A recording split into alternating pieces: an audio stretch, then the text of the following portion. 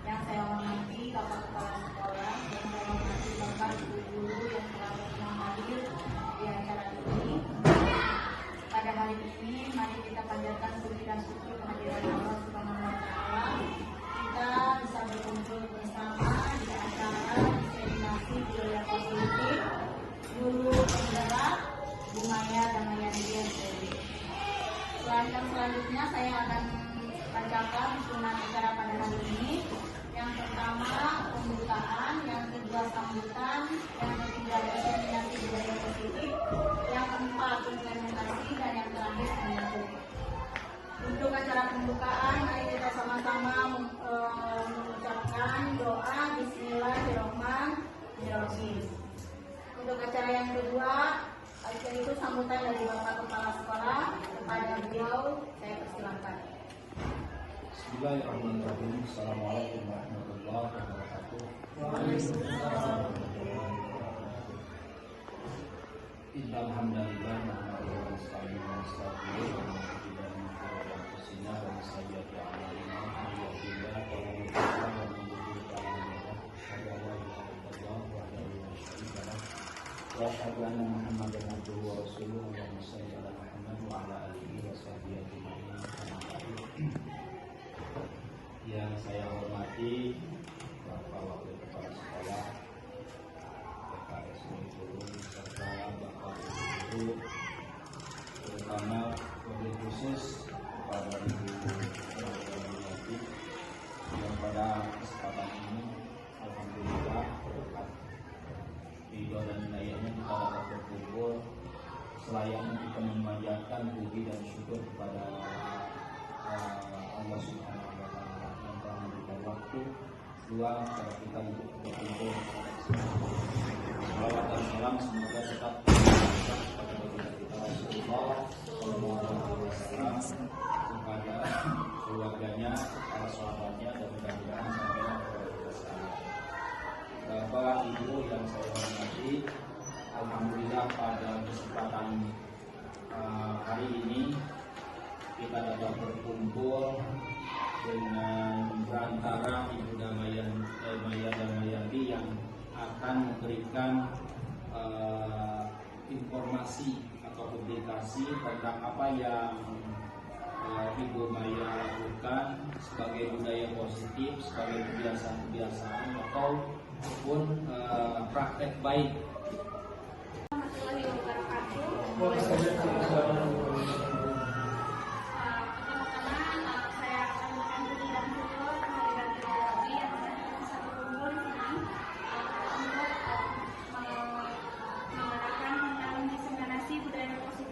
Guru Penggerak Angkatan 9. Bapak Ibu sekalian, berikut adalah pertanyaan pemandu yang akan memandu jalannya diskusi kita hari ini. Yang pertama, apa itu budaya positif? Yang kedua, apa saja yang termasuk ke dalam budaya positif? Yang ketiga, selama kita menjadi pendidik, apakah kita pernah melaksanakan budaya positif? Yang keempat, bagaimana implementasi dari budaya positif yang sudah saya laksanakan dan nanti kedepannya bisa Bapak Ibu laksanakan. Budaya positif adalah salah satu pergerakan yang mana wujud dari nilai atau keyakinan universal yang diterapkan di sekolah yang berdasarkan kepada tujuan dalam pendidikan yang menurut pada profil pelajar Pancasila.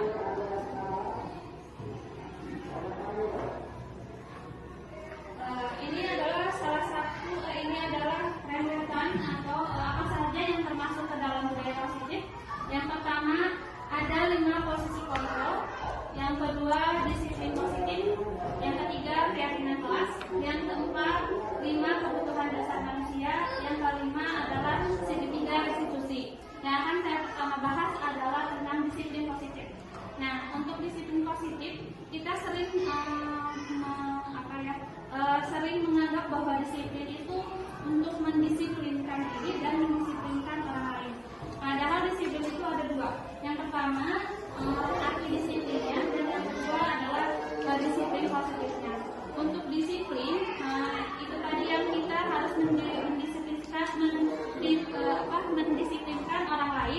dengan aturan kalau tidak disiplin akan dihukum, yang khususnya kepada siswa.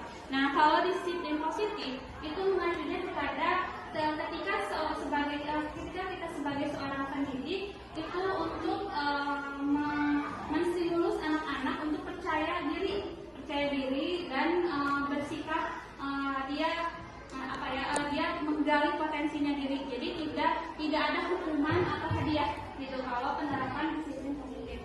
Nah, yang kedua,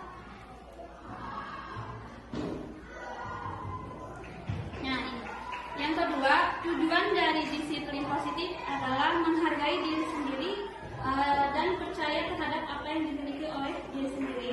Yang terakhir, apa sih contoh dari disiplin positif itu? Misalkan dalam sebuah pembelajaran kita itu tahu apa saja yang dibutuhkan oleh peserta didik. Nah, jadi tidak hanya peserta didik itu membutuhkan materi, tapi misalkan apa saja seperti bagaimana kemampuan mereka. Jadi kita itu mengajar itu tidak hanya mereka itu harus pintar atau harus bisa materi, tidak hanya seperti itu, tapi kita itu memfasilitasi tentang apa saja yang dibutuhkan oleh peserta didik.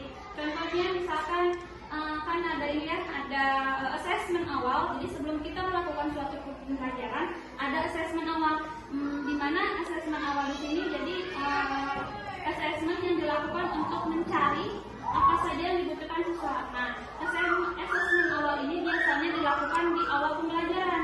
Jadi sebelum Bapak Ibu merancang semua pembelajaran, kita lakukan assessment awal terlebih dahulu. Misalkan dari siswa 1 sampai siswa yang terakhir, misalkan ini kebutuhannya kemana sih, ke audiovisual atau kinestetik. Nah, ini jadi salah satu contoh dari disiplin positif.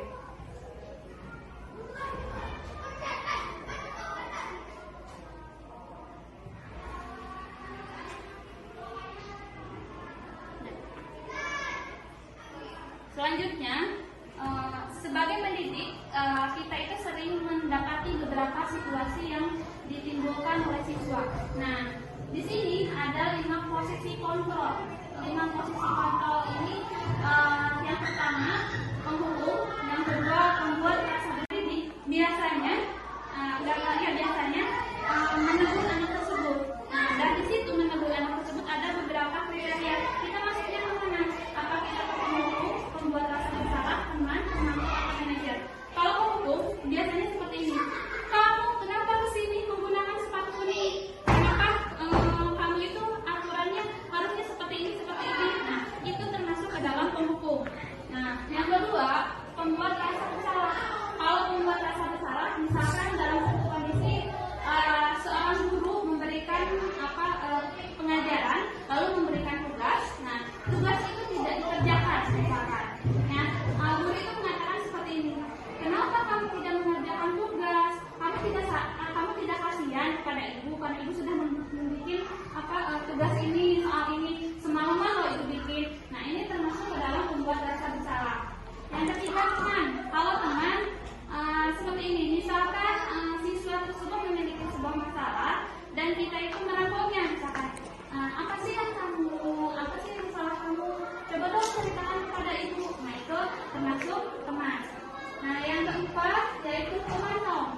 Kalau pemantau, kita itu mensiasati masalah siswa itu dari yang kita tahu latar belakangnya. Seperti tadi salah menggunakan sepatu, dia tanya dulu, kamu tahu nggak bagaimana aturan di sini? Terus misalkan kamu tahu nggak apa saja aturan di sini dan apa konsekuensinya ketika kamu melanggar aturan? Untuk pemantau. Untuk yang manajer, kalau manajer kita umumkan dulu ke anak apa saja aturan-aturan yang ada. Nah, setelah mengumumkan ke anak, ketika anak tersebut melanggar, dia itu harus tegas.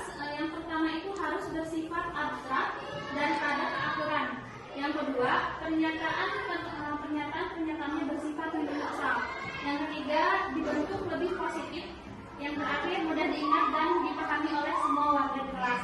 Nah, untuk ini saya kasih contoh, misalkan gini, kan kalau peraturan biasanya dilarang tidak sopan kepada guru, misalkan ya.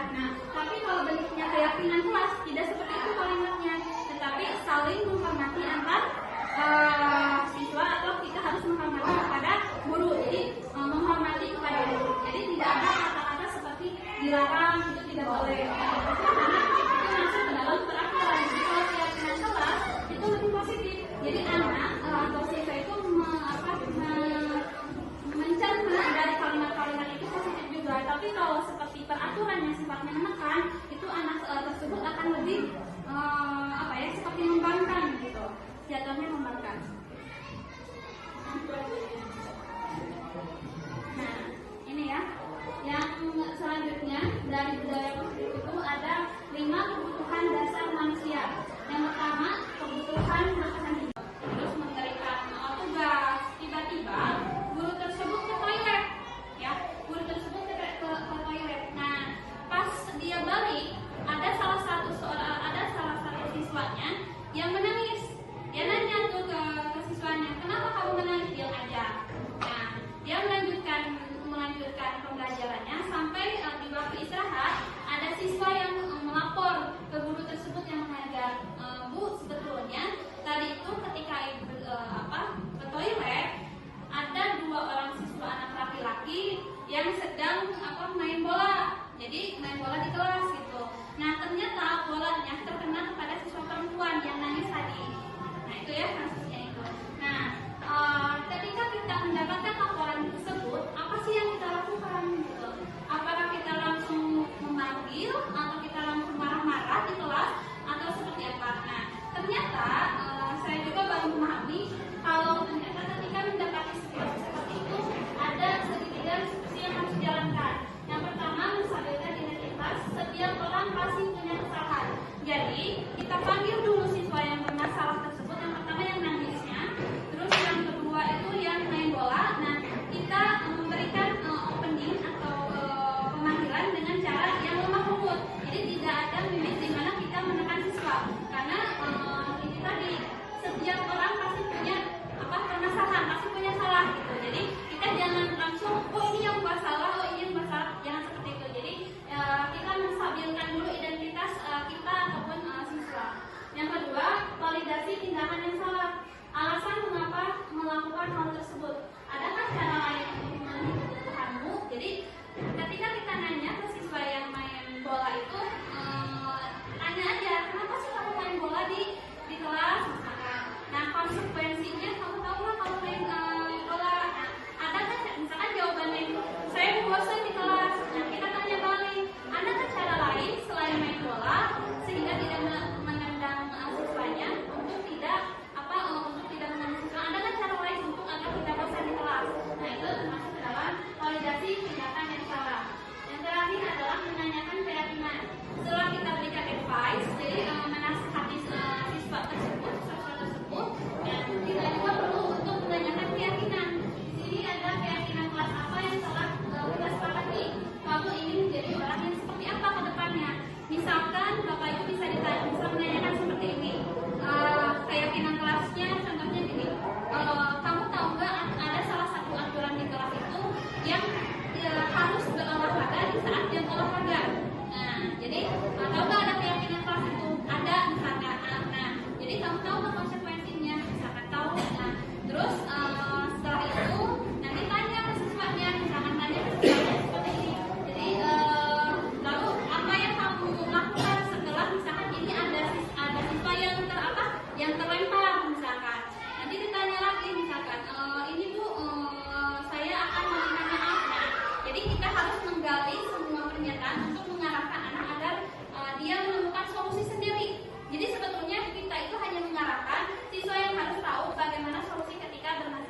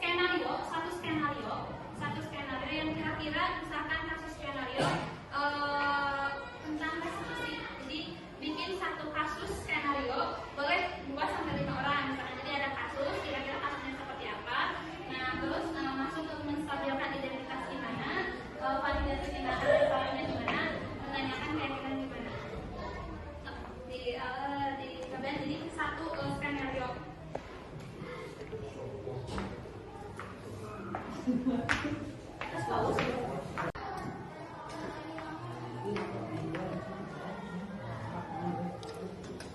apa naon?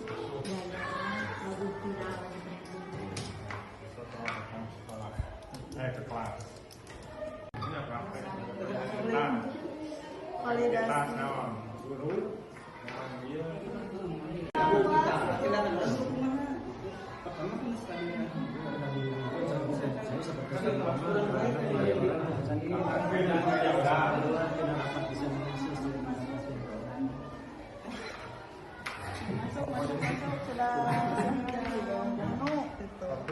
anak kesiangan teh saya tahu hukum hiji duaan yang satu kita budak teh geus masuk kita ini praktek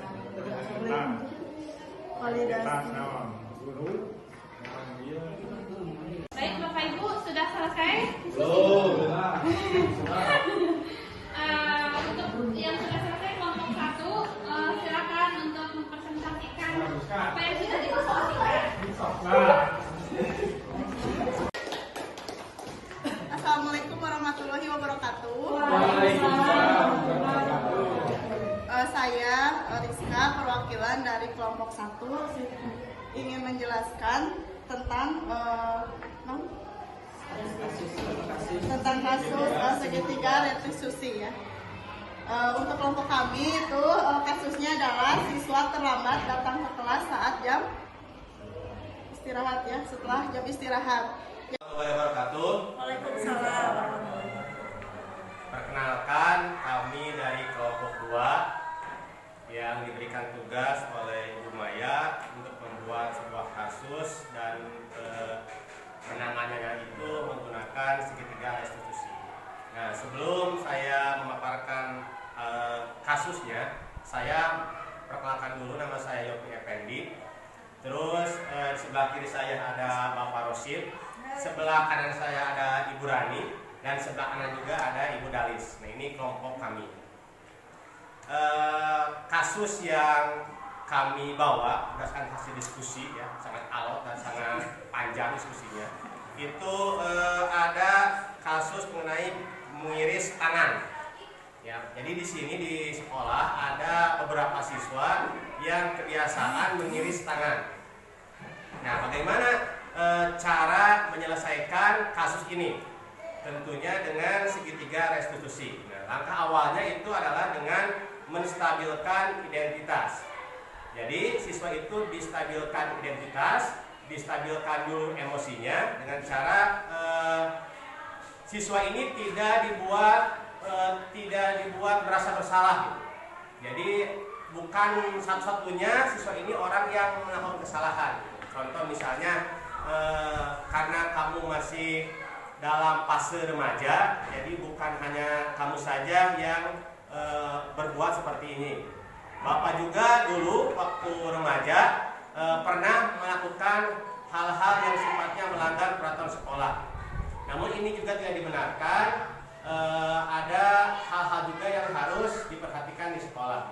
Jadi pada intinya menstabilkan itu tidak si anak ini dibuat merasa bersalah. Jadi emosinya ini distabilkan. Yang pertama tadi setiap orang pasti mempunyai kesalahan. Terus yang kedua, kamu bukan orang yang satu-satunya melakukan kesalahan. Yang kedua yaitu tahap selanjutnya validasi tindakan yang salah. Jadi si anak ini harus dengan sadar dan secara intrinsik mereka ini sadar berbuat kesalahan. Jadi bukan kita yang